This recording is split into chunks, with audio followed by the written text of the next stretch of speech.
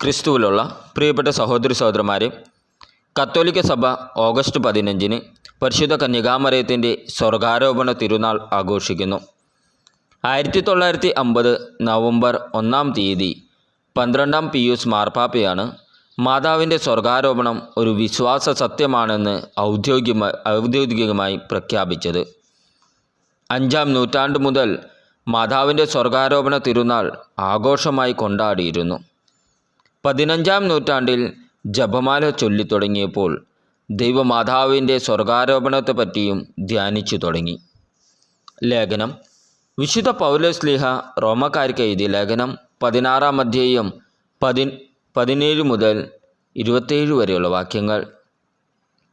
സഹോദരരെ, നിങ്ങൾ പഠിച്ച തത്വങ്ങൾക്ക് വിരുദ്ധമായി പിളർപ്പുകളും ദുർമാതൃകകളും ഉണ്ടാക്കുന്നവരെ ശ്രദ്ധിച്ചു കൊള്ളണം എന്ന് ഞാൻ നിങ്ങളോട് അപേക്ഷിക്കുന്നു.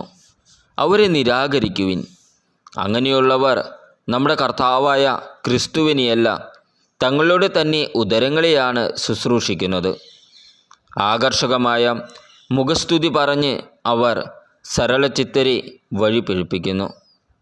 നിങ്ങളുടെ അനുസരണം എല്ലാവർക്കും അറിവുള്ളതാണ്.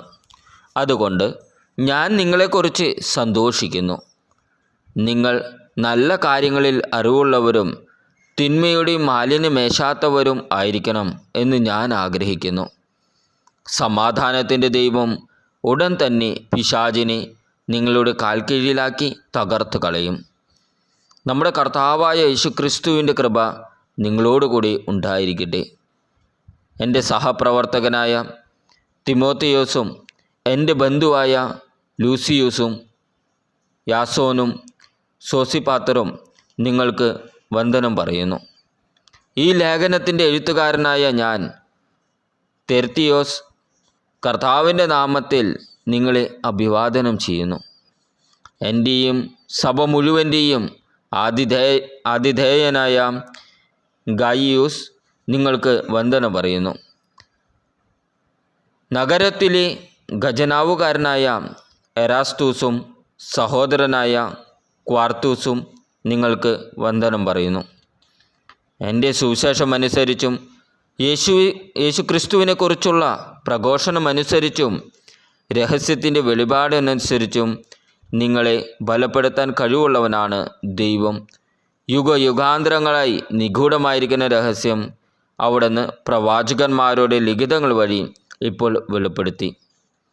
ഈ രഹസ്യം നിത്യനായ ദൈവത്തിൻ്റെ ആജ്ഞയനുസരിച്ച് വിശ്വാസത്തിൻ്റെ അനുസരണത്തിനായി സകല ജനപദങ്ങൾക്കും അറിയപ്പെട്ടിരിക്കുകയാണ്. സർവജ്ഞനായ ആ ഏക ദൈവത്തിന് യേശുക്രിസ്തു വഴി എന്നേക്കും മഹത്വമുണ്ടായിരിക്കട്ടെ. നമ്മുടെ കർത്താവായ ഈശോമിശിഹായ്ക്ക് സ്തുതി.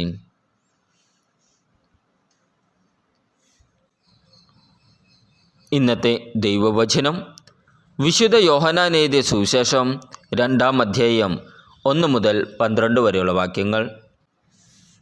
3-ാം ദിവസം ഗലീലിലെ കാനായിൽ ഒരു വിവാഹ വിരുന്ന് നടന്നു. യേശുവിൻ്റെ അമ്മ അവിടെ ഉണ്ടായിരുന്നു. യേശുവും ശിഷ്യന്മാരും വിരുന്നിന് ക്ഷണിക്കപ്പെട്ടിരുന്നു. അവിടെ വീഞ്ഞു തീർന്നു പോയപ്പോൾ യേശുവിൻ്റെ അമ്മ അവനോട് പറഞ്ഞു, അവർക്ക് വീഞ്ഞില്ല. യേശു അവളോട് പറഞ്ഞു, സ്ത്രീയെ, എനിക്കും നിനക്കും എന്ത്? എൻ്റെ സമയം ഇനിയും ആയിട്ടില്ല. അവൻ്റെ അമ്മ പരിചാരകരോട് പറഞ്ഞു, അവൻ നിങ്ങളോട് പറയുന്നത് ചെയ്യുവിൻ. യഹൂദരുടെ ശുദ്ധീകരണ കർമ്മത്തിനുള്ള വെള്ളം നിറയ്ക്കുന്ന 6 കൽഭരണികൾ അവിടെ ഉണ്ടായിരുന്നു. ഓരോന്നിലും 2-3 അളവ് കൊള്ളുമായിരുന്നു. ഭരണികളിൽ വെള്ളം നിറയ്ക്കുവിൻ എന്ന് യേശു അവരോട് കൽപ്പിച്ചു. അവർ അവയെല്ലാം വക്കോളം നിറച്ചു. ഇനി പകർന്ന് കലവറക്കാരൻ്റെ അടുത്ത് കൊണ്ടു ചെല്ലുവിൻ എന്ന് അവൻ പറഞ്ഞു. അവർ അപ്രകാരം ചെയ്തു. കലവറക്കാരൻ വീഞ്ഞായി മാറിയ ആ വെള്ളം രുചിച്ചു നോക്കി. അത് എവിടെ നിന്നാണെന്ന് അവൻ അറിഞ്ഞില്ല. എന്നാൽ വെള്ളം കോരിയ പരിചാരകർ അറിഞ്ഞിരുന്നു. അവൻ മണവാളനെ വിളിച്ചു പറഞ്ഞു, എല്ലാവരും മേൽത്തരം വീഞ്ഞ് ആദ്യം വിളമ്പുന്നു. അതിഥികൾക്ക് ലഹരി പിടിച്ചു കഴിയുമ്പോൾ താഴ്ന്ന തരവും. എന്നാൽ നീ നല്ല വീഞ്ഞ് ഇതുവരെയും സൂക്ഷിച്ചു വച്ചുവല്ലോ. യേശു തൻ്റെ മഹത്വം വെളിപ്പെടുത്തിയതിന് പ്രവർത്തിച്ച അടയാളങ്ങളുടെ ആരംഭമാണ് ഗലീലയിലെ കാനായിൽ ചെയ്ത ഈ അത്ഭുതം. അവൻ്റെ ശിഷ്യന്മാർ അവനിൽ വിശ്വസിച്ചു.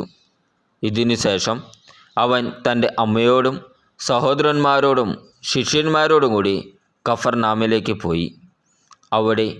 അവർ അവിടെ ഏതാനും ദിവസം താമസിച്ചു.